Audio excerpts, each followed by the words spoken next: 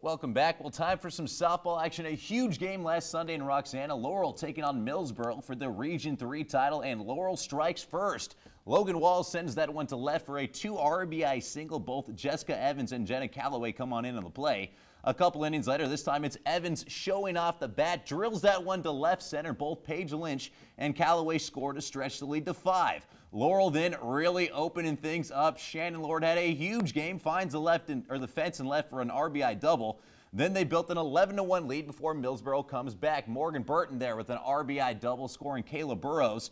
Millsboro not done just yet. It's Jordan DeFivo at the dish, sends a blooper to left and scores another run. They climbed within 5, but that was the biggest play of the game. Bases loaded with 1 out, and Wall gets the catch, doubles up the runner at 1 to Verdon, and then they would go down to their final out of the game, and they get it right there with the stop by Calloway on the grounder. They get the out at 1, and Laurel, they are headed to the World Series as they pull out an impressive win. Get this, 11-6 the final. And joining me now to talk a little about it is going to be Dwayne Calloway, the head coach for Laurel. I got to say thank you so much for taking some time to come and talk with me.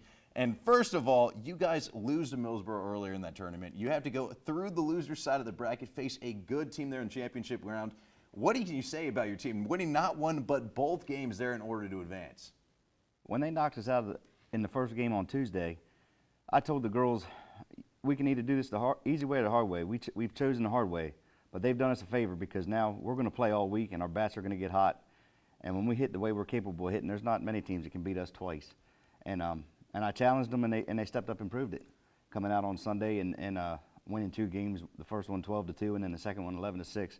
To see the girls step up to that challenge, it was just amazing. Yeah, dominant performance really from start to finish, it felt like, in both games. We got to talk a little bit about Logan Walls. All right, this girl, I got to see her all spring dominating, but she was playing soccer. She was not playing field hockey, or not playing softball, I should say, in high school, and yet the first time I saw her out there, I was like, I'm pretty sure I know who that is. I mean, she was a first state all-state soccer player, and yet she looked as natural as ever out there on the softball diamond.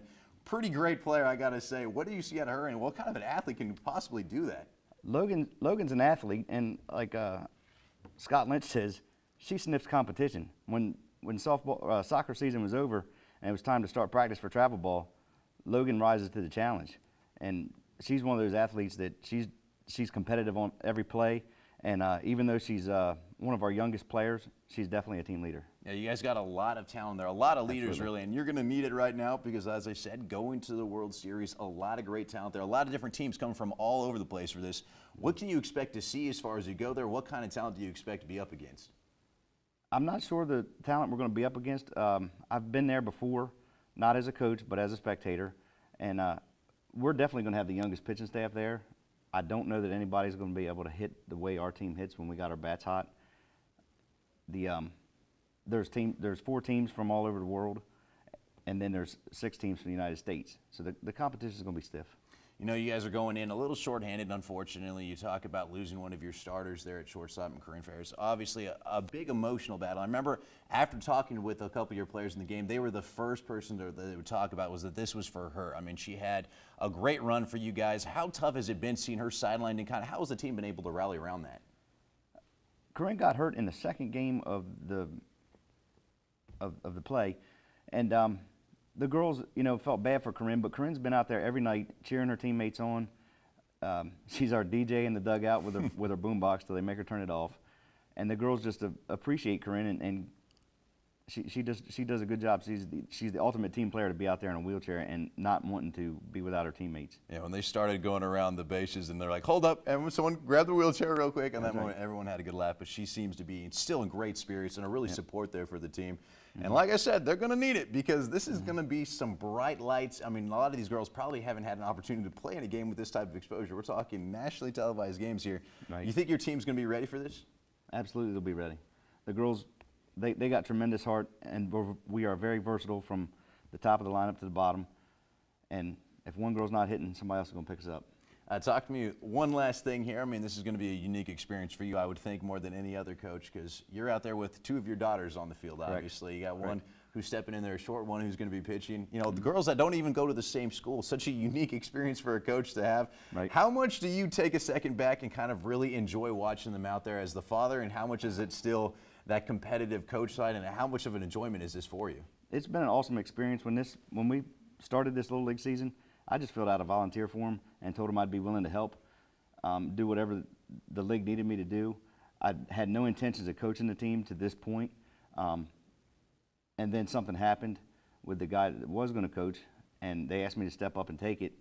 So I stepped in and took the head coach role, and to have both my daughters playing. This is Jenna's last year of eligibility. Rachel's first. It's been awesome. I try very hard not to show favoritism towards them. My worst trait is I'm harder on them than anyone else. Tabitha Ferris, my assistant coach, reminds me of that often. But it's been amazing. Very proud of them. They're both very good athletes. Yeah, they are. What's a lifetime experience? You said last opportunity for this, and I tell you what, it has been fun watching them, and we're going to see what happens come Sunday. Hopefully you guys can go on a little bit of a run, and we can see what happens, maybe get out of your pool play. That's the first start, so exactly. Best of luck there on Sunday, Coach, and thank you so much again for coming in and talking with us. Well, it's time for a quick commercial break, but coming up next, we're going to talk a little more sports, more offers, more transfers. The shakeup in the Bayside continues yet again. Coach Brendan Riley, head football coach of the Parkside Rams, and you're watching the Delmarva Sports Insider on WMDT.